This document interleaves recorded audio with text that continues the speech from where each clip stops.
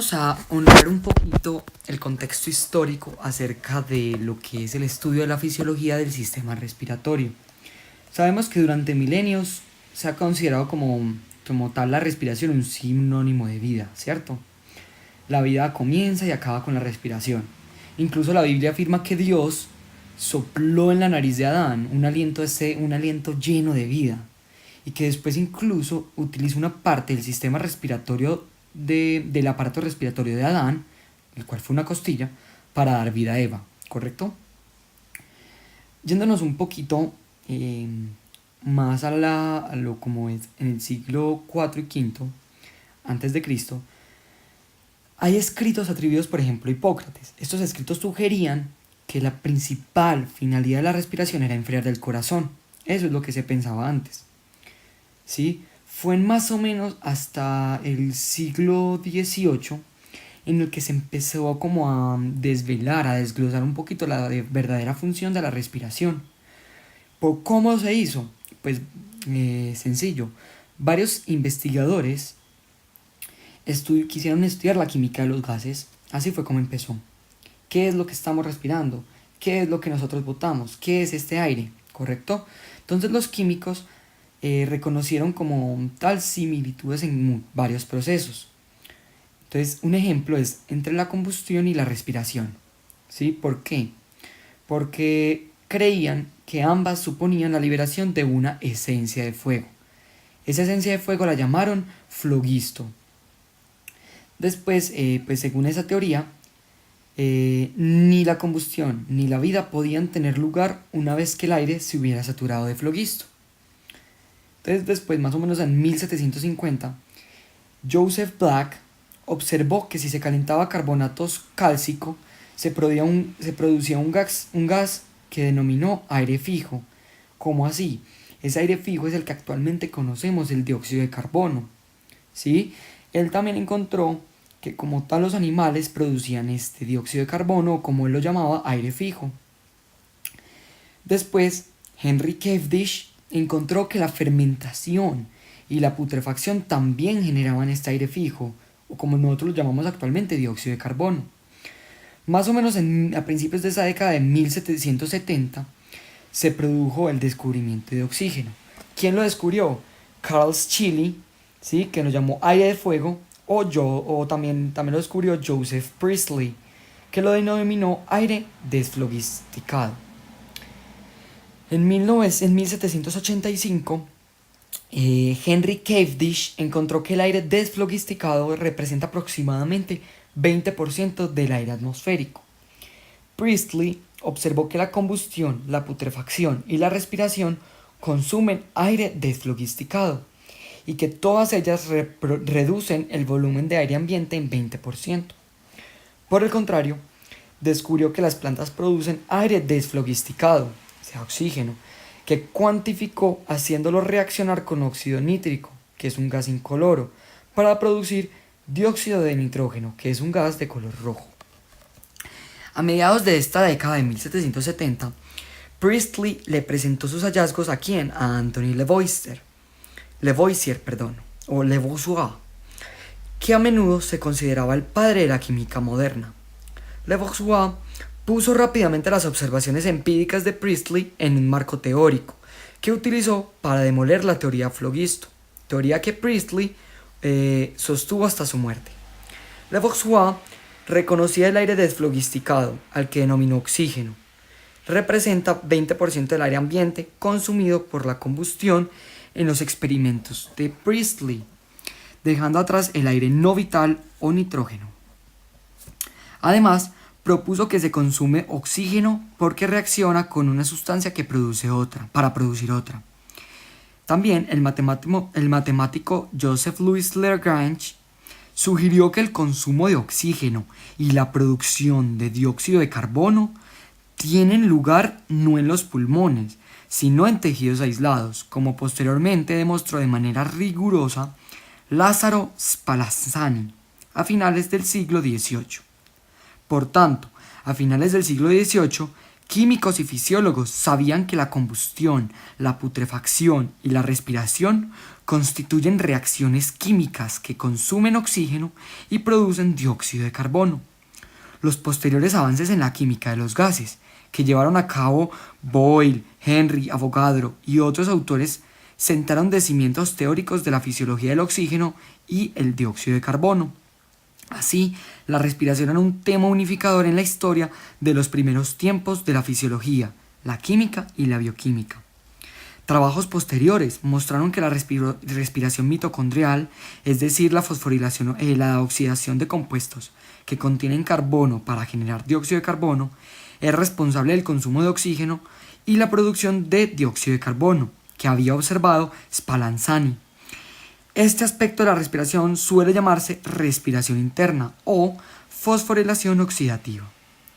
En los capítulos de fisiología respiratoria, en estos que vamos a narrar, nos centraremos en la respiración externa, el cual consiste en dos procesos de 1. Transporte de oxígeno desde la atmósfera hasta las mitocondrias y 2. Transporte de dióxido de carbono desde la mitocondria hasta la atmósfera. También vamos a ver que este transporte de dióxido de carbono está íntimamente relacionado con la homeostasis ácido-base. Bueno, como les dije, vamos a honrar un poquito a los que han ayudado al descubrimiento de la fisiología del sistema respiratorio. Vamos a hablar primero de Joseph Black, como ya les los mencioné. Él es un médico químico y escocés. Hizo 3 descubrimientos fundamentales. ¿Cuáles?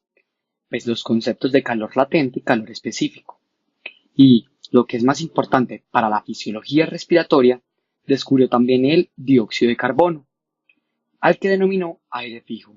En sus experimentos fundamentales, Black encontró que el calentamiento y la adición de ácido carbonato cálcico, CaCO3, producían aire fijo. Este trabajo revolucionó la química al mostrar que existen otros gases aparte del aire, aparte del aire normal, y que un gas puede participar en una reacción química. Black también demostró lo contrario. Cuando se hace burbujear aire fijo a través de una solución que contiene hidróxido cálcico, se produce precipitación de carbonato cálcico. Black utilizó este ensayo para mostrar que la respiración de los animales produce aire fijo. Ese es Joseph Black, nacido en 1728 y murió en 1799. Ahora vamos a hablar de Henry Cavendish, que nació en 1731 y murió en 1810. Henry Cavendish es conocido por haber observado que el gas hidrógeno, H2, o como él lo denominó, aire inflamable, está formado por un elemento. Junto con James Watt y Anthony Lavoisier, Cavendish encontró que el aire inflamable reacciona con el oxígeno, es decir, aire desflogisticado, para producir agua. Cavendish interpretó estos datos en reacción con el flogisto. Fue Lavoisier quien hizo la interpretación moderna y dio su nombre al hidrógeno. En ocasiones se considera a Cavendish, junto con Joseph Priestley, Joseph Black y otros, un químico neumático. Cavendish no solo era brillante, sino también extraordinariamente tímido. Hizo muchos descubrimientos que nunca se publicaron, pero a pesar de todo, precedió a los descubrimientos atribuidos a otros.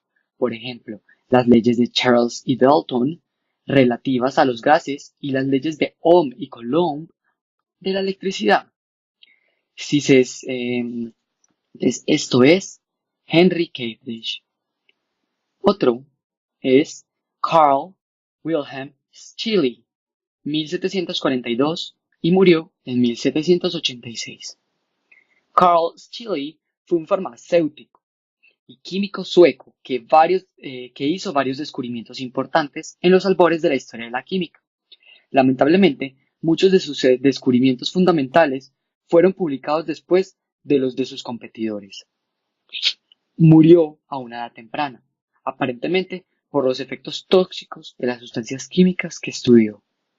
Scheele obtuvo en 1771 lo que denominó aire de fuego, primero a partir de dióxido de manganeso y después de eh, eh, HGO, que es óxido de mercurio, y otros compuestos que contienen oxígeno.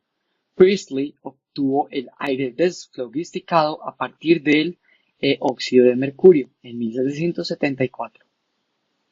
Si, lo que es Joseph Priestley, nacido en 1733, muerto en 1804. Joseph Priestley fue un teólogo, filósofo y químico, al que junto con Carl Wilhelm Scheele generalmente se le atribuye el descubrimiento del oxígeno, al que denominó aire desflogisticado.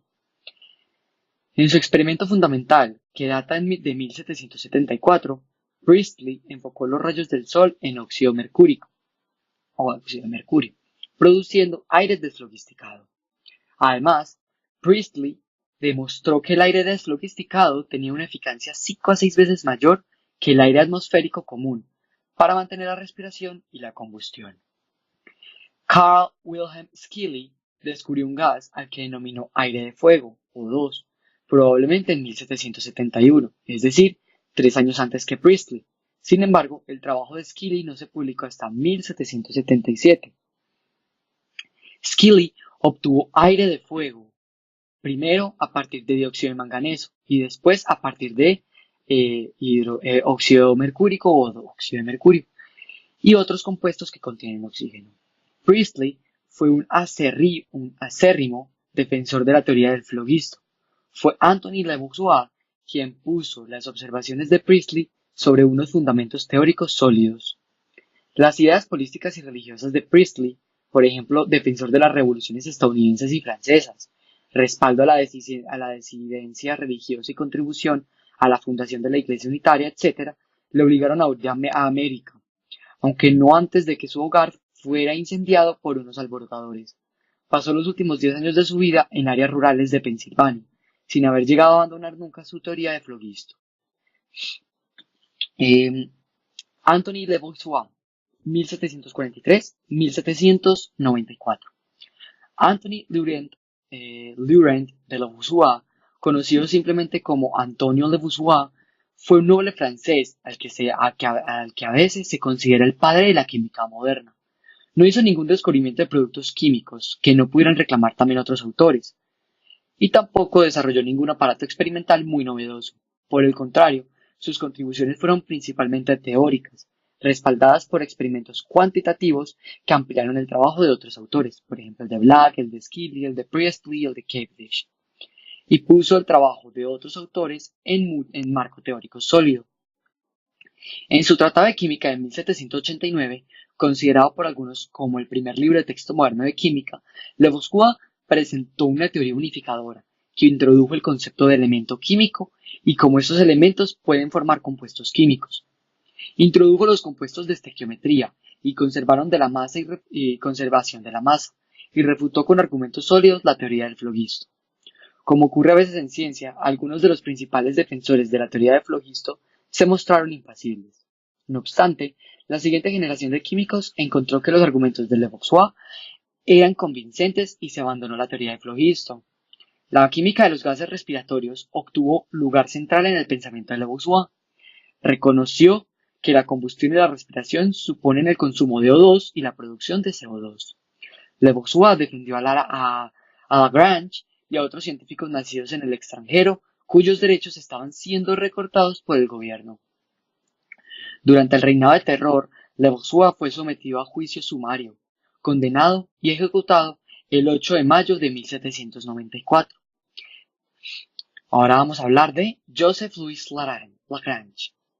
Joseph Ludovico Lagrange, astrónomo y uno de los mayores matemáticos de su época, nació en Turín, se mudó a Berlín en 1766 y posteriormente a París en 1786. Sobrevivió a la Revolución Francesa y murió en Francia. La contribución de Lagrange a la biología, en concreto a la fisiología respiratoria, es una conclusión que basó totalmente en fundamentos teóricos.